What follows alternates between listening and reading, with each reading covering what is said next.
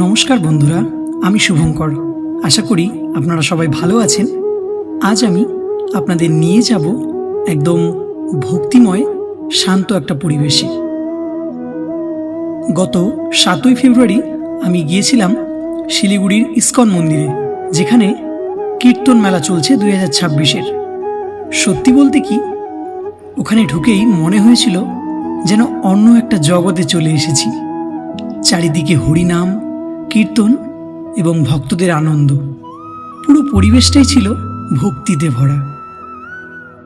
আজকের ভিডিওতে আমি সেই দিনের কিছু সুন্দর মুহূর্ত, মন্দিরের দর্শন আর আমার নিজের অনুভূতি আপনাদের সাথে শেয়ার করব।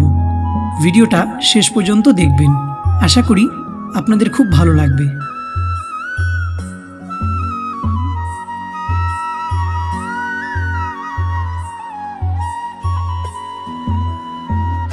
কীর্তন মেলা মানে শুধু একটা গান বা অনুষ্ঠান নয়, এটা ভগবানের নাম করে মনকে শান্ত করার একটা উৎসব। শিলিগুড়ির এই কীর্তন মেলায় অনেক দূর দূরান্ত থেকে ভক্তরা এসেছিলেন।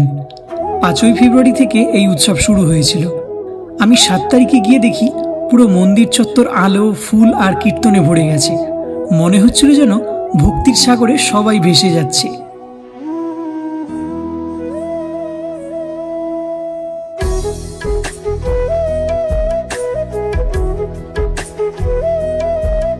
মন্দিরে ঢুকেই প্রথমে দর্শন পেলাম শ্রী শ্রী রাধা মাধবের।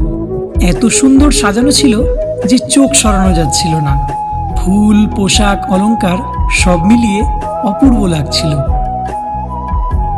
রাধাকৃষ্ণের এই রূপ দেখলে মন যেন নিজে থেকে শান্ত হয়ে যায়। আর সেখানে ছিলেন শ্রীল প্রভুপাদ। তার মূর্তির সামনে দাঁড়ালে একটা আলাদা শান্তি অনুভব হয়।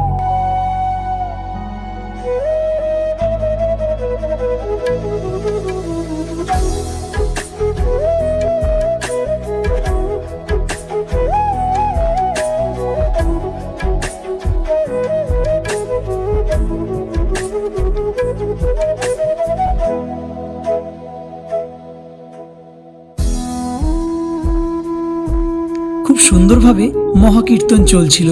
সব মিলিয়ে এমন একটা পরিবেশ তৈরি হয়েছিল যেখানে দাঁড়িয়ে চুপ করে থাকা যায় না। নিজের অজান্তেই হাত উঠে যাচ্ছিল আর সবাই গাইছিল, হরে কৃষ্ণ কৃষ্ণ কৃষ্ণ হরে হরে, হরে রাম রাম রাম হরে হরে। সেখানে কোনো ভেদাভেদ ছিল না, সবাই একসাথে গাইছিল, নাচ করছিল, আনন্দ করছিল। ভক্তদের মুখের হাসি আর আনন্দ দেখে মনটা যেন ভরে যাচ্ছিল।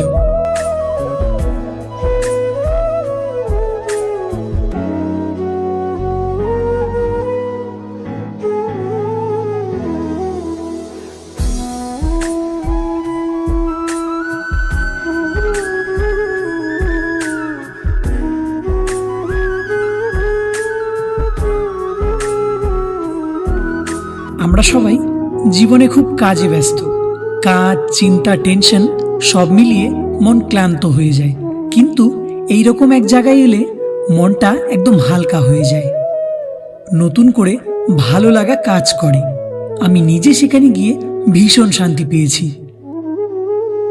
যারা যারা এবার যেতে পারেননি তারা চেষ্টা করবেন পরের বার অবশ্যই যাওয়ার।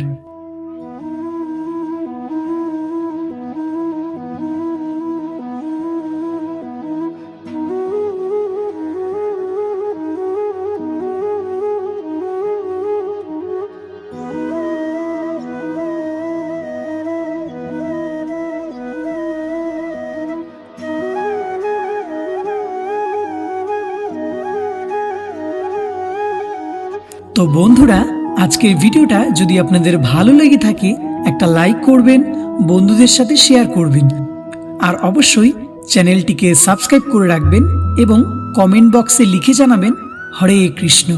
আপনাদের একটা কমেন্ট, একটা শেয়ার আরও মানুষকে ভক্তির সাথে যুক্ত করতে পারে।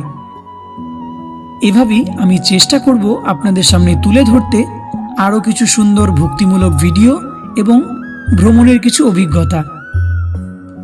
সবাই ভালো থাকুন, সুস্থ থাকুন। আবারও দেখা হবে নতুন কোনো ভিডিওতে। রাধে রাধে।